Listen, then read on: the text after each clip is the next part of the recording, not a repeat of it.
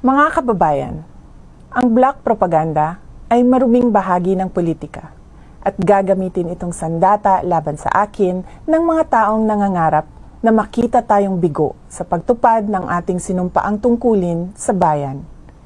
Nagiging mas matindi, mapangahas at desperado na ang mga paninira sa akin ngayon.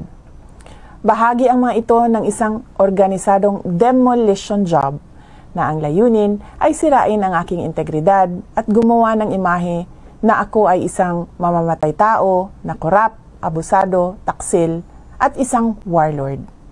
Makikita natin ito sa pag-atake sa confidential funds, pagpapalaganap ng video sa Commonwealth traffic, paggawa ng issue sa pagtatag ng security para sa opisina ng Vice Presidente, paglabas ng testigo na umano'y ako ay kaparte ng Davao Death Squad, sa malisyosong ulat tungkol sa aking mga baril at ang pambabastos sa relasyon namin ng aking asawa. Kamakailan lamang ay nagsusulputan din ang mga online scam sa pera sa social media, katulad ng scholarship o pabaon program para sa mga mag-aaral. Sinisiraan ako para pagdudahan, pahiyain, at panghinaan ng loob.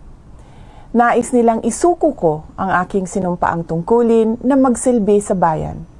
Ayaw nilang magtagumpay tayo para sa edukasyon ng mga batang Pilipino at para sa kanilang kinabukasan na nanganganib sa kamay ng korupsyon, kriminalidad, iligal na droga at terorismo. Taliwala ni ining tanan, daghang salamat sa inyong padayon nga suporta ug pagmahal. Magpadayon ko sa akong trabaho para sa kaayuhan sa nasod. Salamat sa inyong patuloy na suporta sa aking mandato na itaguyod ang pag-angat ng antas ng edukasyon ng ating mga kabataan. Salamat po sa inyong mga dasal.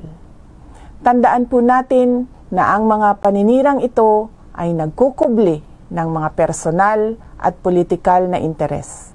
At ang mga ito ay hindi ninyo interes. Hindi interes ng bayan, hindi ito interes ng Pilipinas.